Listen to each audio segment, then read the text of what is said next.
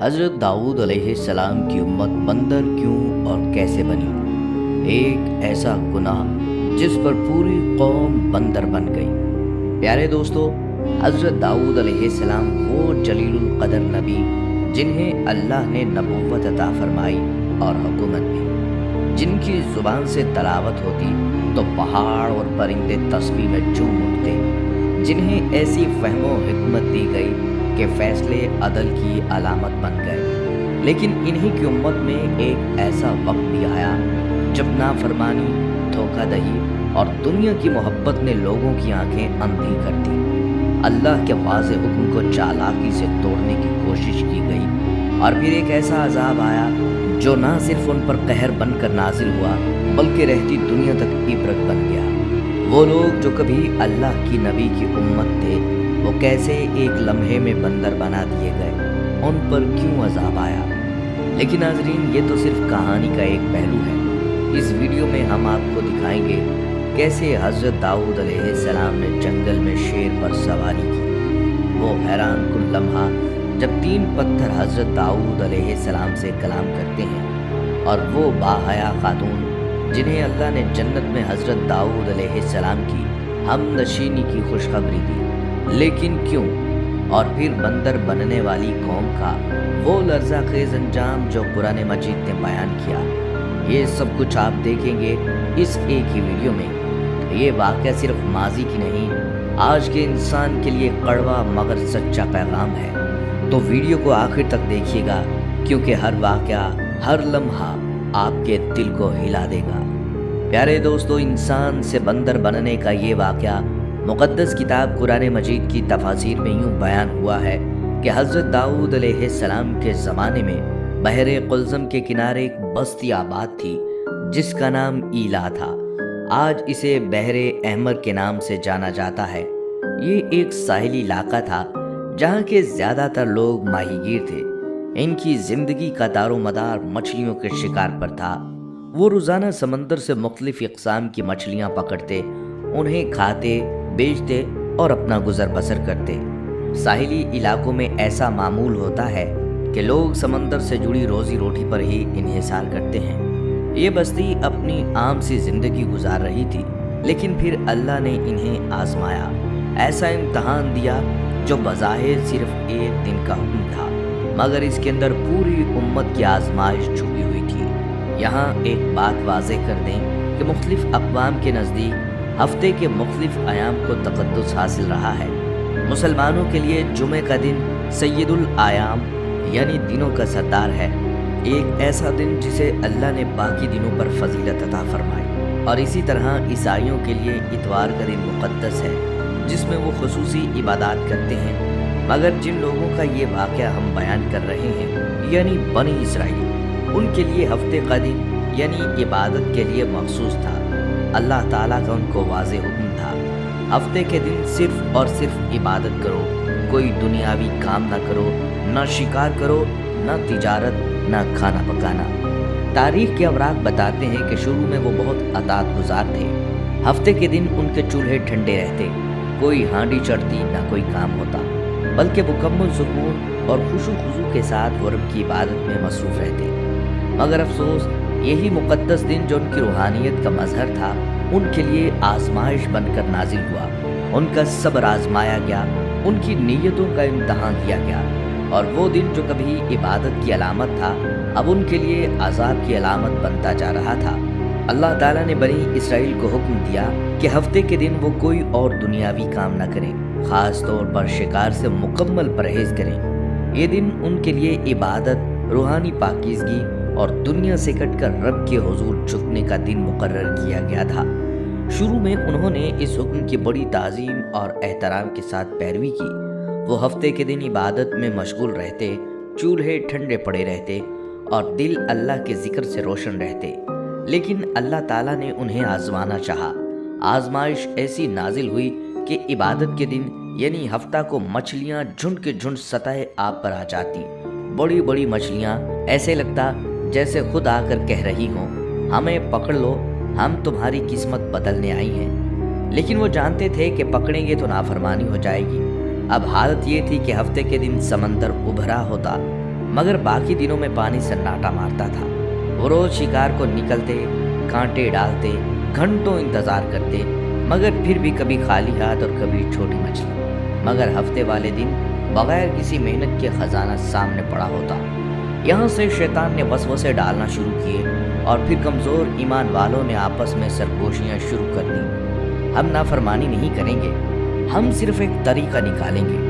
उन्होंने साहिल के करीब बड़े बड़े हौज बनाए जिन्हें नालियों के जरिए समंदर से जोड़ दिया। हफ्ते के दिन जब मछलियाँ आती तो वो पानी के साथ बहकर इन हौजों में कैद हो जाती। अब वो ज़ाहिरन हुक्म की खिलाफ वर्जी नहीं कर रहे थे, लेकिन हकीकत में अल्लाह के हुक्म को चालाकी से तोड़ रहे थे। इतवार को वो आते और आसानी से इन मछलियों को निकाल कर खा लेते। उनकी ज़ुबानों पर तकवा था, मगर दिलों में दुनिया और अमल में नाफरमानी की मक्कारी। अब ये मामला सिर्फ एक चालाकी तक महदूद न रहा, बल्कि खुलम खुला अल्लाह के हुक्म की मुखालफत शुरू हो गई। हफ्ता आता तो ये लोग इबादत में मशगूल होने की बजाय इस सोच में रहते कि आज कितनी मछलियाँ फंस गई होंगी, कल हमें कितना मिलेगा। उनके दिल इबादत से हट चुके थे। अल्लाह का हुक्म जो एक रूहानी आजमाइश था, अब उनके लिए मुआशी मंसूबा बन चुका था। और यही वो लम्हा था जब ये कौम नाफरमानी की राह पर चल निकली। अल्लाह ताला को उनका हीला कतन पसंद ना आया, क्योंकि अल्लाह ताला उनकी इबादत में खुलूस, अतात और तकवा देखना चाहता था। लेकिन उन लोगों ने इबादत को छोड़कर एक बेबुनियाद चाल चली, और जब बंदा अतात की राह छोड़कर चालाकी इख्तियार करता है तो फिर कुदरत खामोश नहीं रहती। दोस्तों, लेकिन सब लोग एक जैसे न थे। इस बस्ती में ऐसे भी लोग मौजूद थे जिन्होंने अल्लाह के इस हुक्म की खुली नाफरमानी में कभी हिस्सा न लिया। वो इस हीलाबाजी को सरासर गलत समझते थे, मगर कमज़ोर होने की वजह से खामोश रहते। अलबत्ता जब कभी मौका मिलता तो अपने करीबी लोगों को दिल से समझाते रहते थे। फिर एक दूसरा गिरोह भी था जो खामोश नहीं रह सकता था। वो जुमा के दिन समंदर के किनारे जाते जहाँ ये लोग हौज़ें खोद रहे होते। ये उनको चीख चीख कर समझाते कि ऐ लोगो, ये कैसी चालाकी है, अल्लाह को धोखा नहीं दिया जा सकता, बाज आ जाओ वरना तुम पर अजाब नाजिल होगा। मगर वो तीसरा गिरोह जिन्होंने दुनिया की राहत को दीन पर तरजीह दी, जो हफ्ते वाले दिन ही शिकार करते और अल्लाह के हुक्म को पसे पुश्त डाल चुके थे, अब वो खुलम खुला बागी और गुनहगार बन चुके थे। उनकी बेहयाई और सरकशी की हदें टूट चुकी थीं। ऐसे में जो पहला गिरोह था नेक और इबादत गुजार, उन्होंने खुद को मुकम्मल तौर पर इन गुनहगारों से अलग कर लिया। वो शहर से दूर एक और गांव में चले गए, वहाँ एक बड़ी दीवार खड़ी की और अपने रब से तौबा की, ऐ अल्लाह, हम तेरे नाफरमान नहीं, हम इस हीले से बरी हैं। अब वो दीवार की इस तरफ इबादत करते और कभी कभी उस पार झांक कर देखते क्या वो बाज आ गए हैं या अभी भी गुनाह में डूबे हुए हैं। दूसरा गिरोह जो नसीहत करने वाले थे, वो भी अब अलग थलग रहते, लेकिन कभी कभार बस्ती आकर भी नसीहत करते रहते थे कि ऐ लोगों, इस शैतानी हीलेबाजी से बाज आ जाओ, वरना वो दिन दूर नहीं जब अल्लाह का अजाब तुम पर नाजिल होगा। और इन दिनों इस बस्ती में अल्लाह के जलीलुल कदर नबी हज़रत इब्राहीम अलैहिस्सलाम मौजूद थे। वो नबी जिन्हें अल्लाह ताला ने ना सिर्फ बादशाही अता फरमाई थी, बल्कि ज़बूर जैसा मुक़द्दस सहीफ़ा भी नाजिल फरमाया था। उनका दिल खौफ खुदा से लबरेज था और वो दिन रात अल्लाह की इबादत में मशगूल रहते। जब उन्हें ये मालूम हुआ कि उनकी कौम में ऐसा गिरोह भी है जो अल्लाह के हुक्म के साथ चालाकी कर रहा है और हफ्ते के दिन शिकार से बचने के लिए हीले और बहाने बना रहा है, तो हज़रत दाऊद अलैहिस्सलाम के चेहरे पर गुस्से और दुख के आसार ज़ाहिर हुए। उन्होंने कौम को बार बार तंबीह की, वाज़ो नसीहत की, मगर जब वो नाफरमान बाज न आए तो आखिरकार अल्लाह के उस नबी ने हाथ उठा दिए और फरमाया, ऐ अल्लाह, ये तेरी नाफरमानी पर उतर आए हैं। ये वो कौम है जो तेरे हुक्म को जानती है मगर फिर भी धोखा दे रही है। ऐ मेरे रब, इन पर ऐसा अजाब नाजिल फरमा कि क़यामत तक हर कांपने वाला कांप जाए, सुनने वाला लरस जाए। और फिर अर्श इलाही से अदल का फैसला नाजिल हुआ। अल्लाह ताला ने अपने नबी हज़रत दाऊद अलैहिस्सलाम पर यह वही नाजिल फरमाई, ऐ दाऊद, जाकर अपनी कौम को बताओ कि जिन्होंने हमारे हुक्म को चालाकी से तोड़ा, हमने उन्हें धुतकारा और कहा, हो जाओ बंदर, जलील और रुसवा बंदर। یہ الفاظ رب کائنات کی طرف سے غضب کا اعلان تھے، اور پھر وہ رات ان لوگوں کی زندگی کی آخری رات بن گئی۔ دوستو، صبح جب سورج طلوع ہوا تو اس بستی پر اندھیرا نازل ہو چکا تھا۔ لوگ اپنے گھروں سے باہر نکلے، مگر دروازوں پر وہ چہرے نہ تھے جو رات کو دیکھے تھے۔ وہ انسان نہ تھے بلکہ بندر بن چکے تھے۔ کچھ اپنے ہی ذہن میں دیوار کے ساتھ لگے چیخ رہے تھے، زبانیں گم، آوازیں عجیب، آنکھوں میں صرف شرمندگی، خوف اور بے بسی۔ کوئی ماں اپنی اولاد کو پہچان نہ پا رہی تھی اور اولاد اپنی ماں کو دیکھ کر چھپ رہی تھی۔ وہ سب ایک دوسرے کو پہچانتے تھے مگر بول نہیں سکتے تھے۔ وہ ہاتھ جو کبھی دعا کے لیے اٹھتے تھے اب زمین پر رنگ رہے تھے۔ وہ زبانیں جو کتاب کی تلاوت کیا کرتی تھیں اب چیخیں نکال رہی تھیں۔ وہ آنکھیں جو دنیا کی لذتوں میں اندھی ہو چکی تھیں اب شرم سے بند ہو چکی تھیں۔ پوری بستی میں خوف تھا، خاموشی تھی اور بندروں کی دل دہلا دینے والی چیخو پکار۔ اور اس بار جہاں حضرت داؤد علیہ السلام تھے، انہوں نے جب یہ منظر دیکھا تو فوراً سجدے میں چلے گئے اور کہا، اے میرے رب، تو بڑا عظیم ہے، تیری پکڑ بڑی شدید ہے۔ ناظرین، ان مجرموں اور بندروں نے جب دیکھا کہ ان کے رشتہ دار جو دیوار کے اس پار رہتے تھے وہ ان کو دیکھ رہے ہیں، تو یہ بندر اپنے رشتہ داروں کو پہچان گئے اور جا کر ان کے کپڑے سونگھنے لگے اور ان کے ارد گرد منڈلانے لگے۔ مگر یہ لوگ ان بندروں کو نہیں پہچان پائے کہ یہ ہمارے رشتہ دار ہیں یا کون ہیں۔ ان بندر بن جانے والے بدبختوں کی تعداد 12,000 تھی۔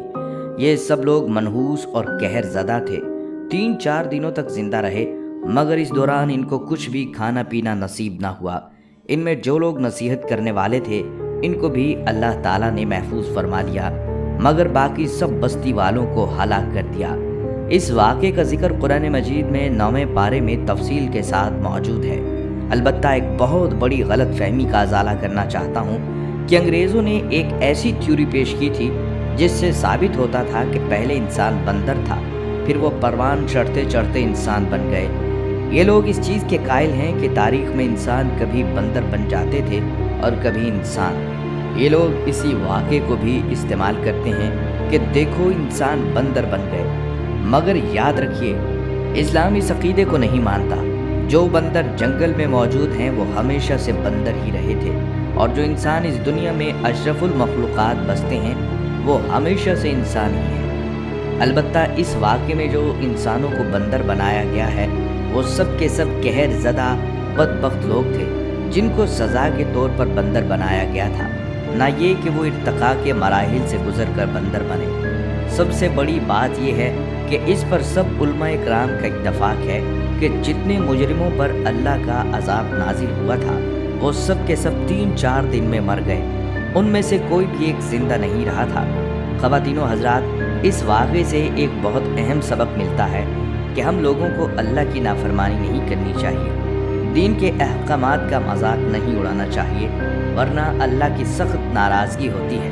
بہرحال ناظرین، حضرت داؤد علیہ السلام کی زندگی صرف ان نافرمانوں کی سرزنش تک محدود نہ تھی، وہ خود اللہ کے ایک بہادر نبی تھے جن کی شجاعت، عبادت اور معجزات آج بھی ایمان تازہ کر دیتے ہیں۔ حضرت داؤد علیہ السلام غلیل چلانے میں خاص مہارت رکھتے تھے۔ وہ ہر وقت اپنے ساتھ ایک عصا، غلیل اور ایک تھیلی رکھا کرتے تھے جس میں پتھر ہوتے تھے۔ جنگل میں شیر کی سواری کرتے تھے، آپ شیر کا کان پکڑ کر اس پر سوار ہوتے اور شیر آپ کے سامنے سر جھکائے رہتا۔ ایک مرتبہ آپ علیہ السلام جنگل سے گزر رہے تھے کہ ایک پتھر سے آواز آئی، اے داؤد، میں ہجر ہارون ہوں، مجھ سے ہارون نے ایک شخص کو مارا تھا، مجھے اٹھا لیجئے، میں آپ کے کام آؤں گا۔ آپ علیہ السلام نے وہ پتھر اٹھا لیا اور کچھ دور چلے تھے کہ دوسرا پتھر اٹھا، میں ہجر موسیٰ ہوں، مجھ سے موسیٰ علیہ السلام نے ایک شخص کو قتل کیا تھا، مجھے اپنے پاس رکھ لیجئے، میں آپ کے کام آؤں گا۔ آپ علیہ السلام نے اس پتھر کو بھی اٹھایا اور اپنی تھیلی میں ڈال لیا۔ آپ ابھی چند قدم ہی چلے تھے کہ تیسرے پتھر نے صدا لگائی، میں ہجر داؤد ہوں جو نبی ہیں اور وہ مجھ سے جالوت کو ماریں گے۔ حضرت داؤد علیہ السلام نے اس پتھر کو بھی اٹھایا اور تھیلے میں ڈال لیا۔ اس وقت جالوت کا پورے ملک میں شہرہ تھا، یہ دیو ہیکل ظالم فلسطینی سردار تھا اور موجودہ اسرائیل اور فلسطینی ریاست پر انسانیت کی ناک میں دم کر رکھا تھا۔ वो बनी इसराइल से शदीद नफरत करता था, उन्हें तंग करता था। रियासत का बादशाह भी जालूत के मज़ालिम से तंग था। उसने अपने वज़ीरों और मुशीरों को बुलवाया और जालूत से निजात का तरीका दरियाफ्त किया। एक मोतमिद खास ने आगे बढ़कर अर्ज़ की, बादशाह सलामत, मेरा ख्याल है सल्तनत में ये ऐलान करवाया जाए, जो नौजवान भी जालूत को कत्ल करेगा, बादशाह सलामत उसे आधी सल्तनत देंगे। बादशाह को ये तजवीज़ पसंद आ गई। उसने मनादियों से मुल्क भर में ऐलानात शुरू करवा दिए। ये ऐलान हज़रत दाऊद अलैहिस्सलाम तक भी पहुंचा। जो ही आपने ये ऐलान सुना, आपको फौरी पत्थर याद आ गए। आप भागते हुए मनादी के पास पहुंचे और उससे कहा, जालूत को मैं कत्ल करूंगा। मनादी ये खबर लेकर बादशाह की खिदमत में पहुंचा और बादशाह को बताया कि एक नौजवान ने ये चैलेंज कबूल कर लिया है। बादशाह ने फ़ौरन उस नौजवान को तलब किया और मुलाकात के बाद मुतमईन हुआ कि यही नौजवान जालूत से टक्कर ले सकेगा। हज़रत दाऊद अलैहिस्सलाम के इस चैलेंज के बाद इसराइलियों और फ़लस्तीनियों के दरमियान जंग का आगाज़ हो गया। इसराइली जालूत की फ़ौज और जंगी सामान देखकर परेशान हो गए और अपने बादशाह से कहने लगे, हम आज जंग में शरीक नहीं होंगे। इसी असना में हज़रत दाऊद अलैहिस्सलाम एक आम सिपाही की हैसियत से तालूती लश्कर से नमूदार हुए। दूसरी जानिब से जालूत निकला, जो सर से पांव तक धात में लिपटा हुआ था। दोनों एक दूसरे के आमने सामने एक दूसरे को दावत जंग दे रहे थे। दाऊद अलैहिस्सलाम ने अपने थैले से गुलैल और पत्थर निकाला, पत्थर को गुलैल में फंसाया और जालूत के सर पर दे मारा। पत्थर का जालूत के सर से टकराना था कि वो रेजा रेजा होकर ज़मीन पर गिर गया। ये मंजर देखकर यहूद गंग रह गई। ये मंजर देखकर यहूद कौम गंग रह गई। फिर इसराइलियों ने मिलकर फ़लस्तीन पर हमला कर दिया और उन्हें मार भगाया। बादशाह आगे बढ़ा और उसने अपने वादे के मुताबिक हज़रत दाऊद अलैहिस्सलाम को आधी सल्तनत अता की और अपनी शहज़ादी से आपकी शादी भी करवा दी। और यूँ हज़रत दाऊद अलैहिस्सलाम उस सल्तनत के बादशाह बन गए और ये महल आपकी क़यामगाह थी। हज़रत दाऊद अलैहिस्सलाम बनी इसराइल के एक ताकतवर बादशाह और नबी थे। अल्लाह ने आपके फ़र्जंद हज़रत सुलेमान अलैहिस्सलाम को भी एक ख़ास इल्म अता फरमाया था। कुरान ने आपको खलीफतुल अर्ज़ भी कहा है। आपसे क़बल ये एज़ाज़ सिर्फ़ आदम अलैहिस्सलाम को था। तारीख़ में मिलता है कि दाऊद अलैहिस्सलाम के ज़माने में एक शहवत परस्त शख्स था। वो लगातार एक खातून के पास जाता और उसे इस्मत दरी वाला काम करने पर मजबूर करता। अल्लाह ने उस खातून के दिल में बात डाली कि वो उस शहवत परस्त शख्स से कहे कि जब तू मेरे पास आता है उस वक्त एक अजनबी शख्स तेरी बीवी के पास जाता है। उस खातून ने ये बात उस शख्स से कही तो वो फ़ौरन दौड़ा दौड़ा अपने घर गया और क्या देखा कि एक अजनबी उसकी बीवी के साथ हम बिस्तरी कर रहा है। ये मामला देखकर वो बहुत परेशान हुआ और उसने अपनी बीवी के साथ हम बिस्तर शख्स को पकड़ा और दाऊद अलैहिस्सलाम के पास ले जाकर कहा, ऐ अल्लाह के पैगंबर, मेरे ऊपर एक ऐसी मुसीबत आई है जो आज तक किसी पर ना आई होगी। हज़रत दाऊद अलैहिस्सलाम ने पूछा, वो कौन सी मुसीबत है? शहवत परस्त मर्द ने कहा कि ये शख्स मेरी अदम मौजूदगी में मेरे घर आया और मेरी बीवी से ज़िना किया। अल्लाह ताला ने हज़रत दाऊद अलैहिस्सलाम पर वही नाजिल फरमाई, जिसका तर्जुमा है कि जैसा करोगे वैसा भरोगे। नाज़रीन, एक दिन अल्लाह पाक ने हज़रत दाऊद अलैहिस्सलाम पर वही नाजिल की कि आप खलाद बिनते औस के पास जाएं, उसे बहिश्त की खुशखबरी दें और कहें कि वो बहिश्त में आपकी हमनशीन है। हज़रत दाऊद अलैहिस्सलाम ने हुक्म खुदाबंदी पर अमल किया। खलादा बिनते औस के दरवाज़े पर आए और दस्तक दी तो खलादा बिनते औस ने दरवाज़ा जो ही खोला, उनकी निगाहें हज़रत दाऊद अलैहिस्सलाम पर पड़ी तो अर्ज़ किया कि क्या अल्लाह पाक की तरफ से मेरे बारे में कुछ हुक्म नाजिल हुआ है जो आप हज़रत दाऊद अलैहिस्सलाम खुद वो ख़बर सुनाने के लिए तशरीफ़ लाए हैं? हज़रत दाऊद अलैहिस्सलाम ने कहा, हाँ। खलादा बिनते औस ने हज़रत दाऊद अलैहिस्सलाम से पूछा, वो क्या है? तो हज़रत दाऊद अलैहिस्सलाम ने कहा, अल्लाह ताला ने मेरे ऊपर वही नाजिल की और फरमाया है तुम बहिश्त में मेरी हमनशी हो। तो इस पर खलादा बिनते औस ने कहा, आपको शुबा हुआ है, वो औरत मैं नहीं हूँ बल्कि वो कोई मेरी हमनाम है। हज़रत दाऊद अलैहिस्सलाम ने कहा, नहीं, ऐसा नहीं, बल्कि यकीनन तुम ही हो। खलादा बिनते औस ने कहा, ऐ पैगंबर खुदा, मैं आप अलैहिस्सलाम से झूठ नहीं बोल रही हूँ। खुदा की कसम, मैं अपने अंदर ऐसी कोई खूबी नहीं देख रही कि बहिश्त में आपकी हमनशीन बनूँ। इस पर हज़रत दाऊद अलैहिस्सलाम ने कहा, तुम अपने बातनी अमूर के बारे में कुछ गुफ्तगू करो ताकि मैं जान सकूँ कि तुम कैसी हो। तो उसके जवाब में खलादा बिनते औस ने कहा, मैं एक ऐसी हालत की मालका हूँ کہ مجھے جو بھی دکھ تکلیف ہو، کوئی نقصان ہو یا کوئی حاجت ہو، بھوک پیاس میں میں نے کبھی اس کے رفع کرنے کے لیے خدا سے نہیں کہا، یہاں تک کہ وہ ذات خود ہی اسے رفع کر دیتی ہے۔ یعنی میں وہی پسند کرتی ہوں جو میرا محبوب پسند کرتا ہے، اور نہ ہی خدا سے میں ان مشکلات اور نقصانات کے بدلے کچھ مانگتی ہوں، بلکہ ہمیشہ اس کا شکر بجا لاتی ہوں۔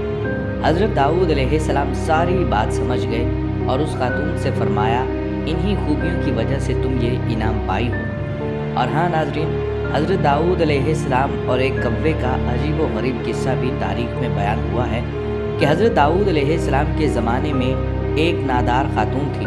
اس کے پاس جو تھوڑی بہت رقم تھی اس سے اون یا روئی وغیرہ خریدتی تھی اور اسے کاٹ کر اس کی اٹیاں بناتی تھی، پھر اس کو بیچ کر انتہائی سادگی سے اپنی اور بچوں کے اخراجات پورے کرتی تھی۔ ایک دن وہ سوت کاٹ کر اس کی اٹیاں بنا کر بازار میں بیچنے کے لیے سر پر رکھے جا رہی تھی کہ اچانک تیزی سے ایک کوا آیا اور ایک اٹی اٹھا کر لے گیا۔ وہ بے سہارا خاتون بہت رنجیدہ، حیران اور پریشان حضرت داؤد علیہ السلام کے پاس آئی، اپنے تنگ حالات بیان کیے اور کوے کے اٹی اٹھا کر لے جانے کا واقعہ بیان کرنے کے بعد عرض کیا، خدا کی عدالت کہاں ہے؟ حضرت داؤد علیہ السلام نے فرمایا، ادھر بیٹھ جاؤ تاکہ تمہارے بارے میں فیصلہ کیا جا سکے۔ ایک طرف یہ واقعہ پیش آیا اور دوسری طرف یہ ہوا کہ کچھ لوگ کشتی کے ذریعے دریا عبور کر رہے تھے۔ ان کی کشتی میں سوراخ ہو گیا اور پانی داخل ہو جانے سے کشتی کے ڈوبنے کا خطرہ تھا، تو ان لوگوں نے نظر مانی کہ اگر خطرے سے نجات مل گئی تو 1000 دینار کسی یتیم یا فقیر کو دیں گے۔ اللہ تعالیٰ نے ان پر لطف و کرم کیا کہ کوے کی ڈیوٹی لگائی کہ وہ اس خاتون کی اٹیاں اٹھا کر کشتی میں لا پھینکے، تو کوے نے ایسا ہی کیا۔ ان لوگوں نے سود کی اٹی سے فائدہ اٹھایا، کشتی کا سوراخ اچھی طرح بند کیا اور ڈوبنے سے نجات پائی۔ جب وہ لوگ ساحل پر پہنچ گئے تو اپنی نظر ادا کرنے کے لیے سیدھا حضرت داؤد علیہ السلام کی خدمت میں حاضر ہوئے۔ 1000 دینار حضرت داؤد علیہ السلام کی خدمت میں پیش کرتے ہوئے اپنے دریا میں ڈوبنے سے نجات پانے کا پورا واقعہ تفصیل کے ساتھ سنایا۔ داؤد علیہ السلام نے اس خاتون کے سامنے خدا کی حکمت و عظمت بیان کی اور وہ 1000 دینار اسے دے دیے۔ وہ خاتون بہت خوش ہوئی اور سمجھ گئی کہ خدا سے زیادہ کوئی بھی عادل تر اور احسان کرنے والا نہیں۔ ناظرین، یہاں یہ بھی واضح کر دیں کہ داؤد علیہ السلام باوجود یہ کہ ایک عظیم سلطنت کے بادشاہ تھے، مگر ساری عمر وہ اپنے ہاتھ کی دستکاری کی کمائی سے اپنے خورد و نوش کا سامان کرتے رہے۔ اللہ نے آپ کو یہ معجزہ عطا فرمایا تھا کہ آپ لوہے کو ہاتھ میں لیتے تو وہ موم کی طرح نرم ہو جایا کرتا، اور آپ اس سے ذریعے بنایا کرتے تھے اور ان کو فروخت کر کے اس رقم کو اپنا ذریعہ معاش بنائے ہوئے تھے۔ اللہ تعالیٰ نے آپ کو پرندوں کی بولی سکھائی تھی۔ داؤد علیہ السلام کی اصل عمر 170 سال تھی۔ آپ علیہ السلام کا مدفن سیہون میں ہے، جہاں آپ کے آباء و اجداد بھی مدفون ہیں۔ ہماری دعا ہے کہ اللہ رب العزت حضرت داؤد علیہ السلام کو امت مسلمہ کی طرف سے جزائے خیر عطا فرمائے، اور اللہ تعالیٰ ہم سب کو اپنی ناراضی والے کاموں سے بچا لے، اور جن گناہوں کی وجہ سے اللہ کا عذاب نازل ہوتا ہے، اللہ ہمیں ایسے گناہوں سے بھی بچا لے۔ آمین یا رب العالمین۔